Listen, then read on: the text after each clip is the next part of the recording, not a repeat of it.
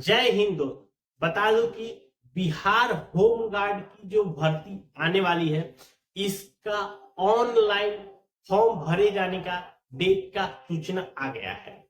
Form कब से भरा जाएगा, कब तक भरा जाएगा, सारी चीजों को बताऊंगा। इसके साथ साथ एक और चीज बताऊंगा कि आपको इंपॉर्टेंट डॉक्यूमेंट इस फॉर्म के लिए क्या क्या जरूरी है। ये बात वैसे ही हो गई कि आपको जंग पे जाना है और आपको क्या क्या हथियार लेके जाना है। अगर आपको नहीं पता है क्या करेंगे, आप जंग पे जाके वहां पे आपको हार का सामना करना पड़ा। इसीलिए आप वीडियो पूरा लास्ट तक देखिए, पूरा डिटेल्स के साथ मैं आपको बताने वाले हूँ। तो इस तरह की वीडियो पाने के लिए हमारे चैनल को जो सब्सक्राइब देखिए। बिहार होम गार्ड वैकेंसी बहुत दिनों से चर्चा चल रही है। ये टोटल 15,000 पदों पे ये वैकेंसी आ रही है। बिहार के हर एक जिले में अलग अलग है, जिसमें से 2 जिले का आपको छोड़ दिया गया है, अरवल है और नौगछिया।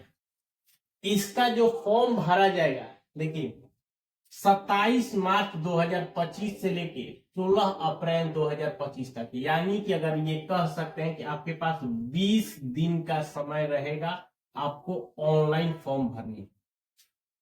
ये जो डेट है ये एक शॉर्ट नोटिस के तहत बताया गया है।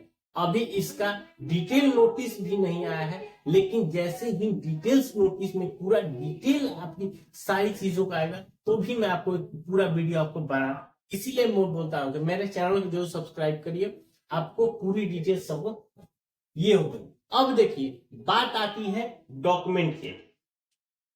क्योंकि अगर यदि आपके पास डॉक्यूमेंट नहीं तैयार करके रखते तो अब आपके पास समय नहीं है, आप सारे डॉक्यूमेंट को जल्द से जल्द तैयार। डॉक्यूमेंट तैयार करने में क्या है, देखिए जैसे आपको शैक्षणिक योग्यता में चाहिए कि इंटर पास है तो 10वीं ये चाहिए, उसके बाद आपका 12, ये 2 चीज चाहिए। तो ये लगभग ये भी कह सकते हैं कि ये सारे डॉक्यूमेंट सभी के पास, जो भी बच्चा 12 पास कर। अब जो बात आती है उसके बाद उसके अगर कोई जनरल कैटेगरी है, अगर उसको ईडब्ल्यूएस कैटेगरी में आ रहा है तो उसका ईडब्ल्यूएस कैटेगरी का होना चाहिए।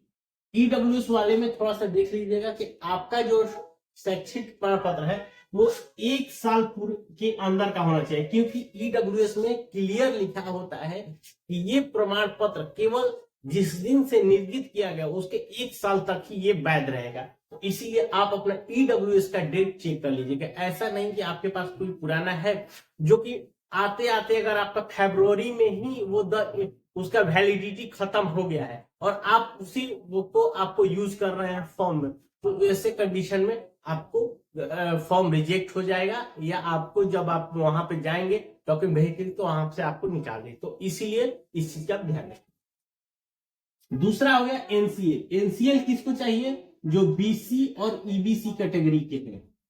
देखिए यहां पे ध्यान रखिएगा, यहाँ पे भारत सरकार ओबीसी नहीं चलेगा, यहाँ पे केवल बिहार सरकार से निर्मित एनसीएल ही चलेगा। तो इसका भी आप ध्यान रखिएगा कि जो ओबीसी और ईबीसी के बच्चे हैं वो अपना देखिए अपना बनवा के देना। उसके साथ साथ जो एससी और एसटी कैटेगरी है उनको कास्ट सर्टिफिकेट की जरूरत है। ये है, ये तीनों के लिए हो गया। अगर कोई एकदम डायरेक्ट जनरल से है तो उसको इस तीनों डॉक्यूमेंट में कोई जरूरत नहीं है। अब उसके बाद सभी को निवास प्रमाण पत्र चाहिए। अब बोलेंगे निवास प्रमाण पत्र सर, देखिए ये निवास प्रमाण पत्र इसलिए मांगा जाता है कि जैसे एक जिला के जो बच्चे हैं, जैसे मान लीजिए कोई रोहतास का बच्चा है, अगर वो चाहता है कि वो बक्सर से डाल दे तो वो नहीं डाल सकता। इसीलिए जिसका जो जिला है आपको अपने ही जिले के अंदर उस फॉर्म को भरना है। इस बात का भी आप एकदम ध्यान रखिएगा। ऐसा नहीं है कि आप कहीं और जिले में रहते हैं और दूसरे जिले में सीट ज्यादा है तो आप चाह रहे हैं कि मैं उसी जिले के अंदर इस फॉर्म को भरूं, तो ये चीजें नहीं होगा। आपको अपने ही जिले के अंदर फॉर्म को डालना है, इसीलिए आपका निवास प्रमाण पत्र ये मांगा जा रहा है। उसके बाद देखिए आपको एक प्रूफ के तौर पे आधार, वोटर या पैन कार्ड, इस तीनों में कोई एक डॉक्यूमेंट आपके पास होना चाहिए। एक भी चीज देख लीजिएगा, यदि कोई वोटर देता है तो आपका वोटर और 10th का name, date of birth, 12th का नेम, ये सारी चीजों मैच हो जाए। क्योंकि देखिए आधार तो ठीक होता है, लेकिन कोई बच्चा सोचता है कि चलिए मैं आधार ना देकर वोटर ही दे दूं, तो आप जो अगर वोटर देंगे तो ये अपना क्रॉस चेक कर लीजिएगा पहले ही।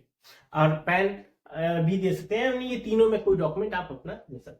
उसके साथ साथ आप जो फॉर्म भरेंगे, फॉर्म भरने के बाद जो आपके पास प्रिंट आउट निकलेगा, उस प्रिंट आउट को, ये सारी चीजें मैं तब बोल रहा हूं कि अगर जब आप दौड़ के लिए जाएंगे तो वहां पे इन सारे डॉक्यूमेंट को आपको साथ ले जाने हैं। तो अभी से ही आप अपना डॉक्यूमेंट रेडी करके एक फाइल बना के फाइल में रख लीजिए। ये क्योंकि अब फाइनली ये कह सकते हैं कि इसका 1 बाय 1 स्टेप से सारे नोटिफिकेशन आ रहे हैं, डेट फिक्स हो ही गया है कि इस तक आपका फॉर्म भरा जाएगा। तो अब ज्यादा देर नहीं होगा कि जब आपका फिजिकल भी होगा। तो इसलिए बता दूं कि सारे डॉक्यूमेंट आप रेडी करें। उसके साथ साथ आपका फोटो रंगीन फोटो निकालिएगा, कम से कम 2 या 2 से अधिक फोटो अपने पास रख लीजिएगा। ये सारे डॉक्यूमेंट आप अपना रेडी करके रखिए।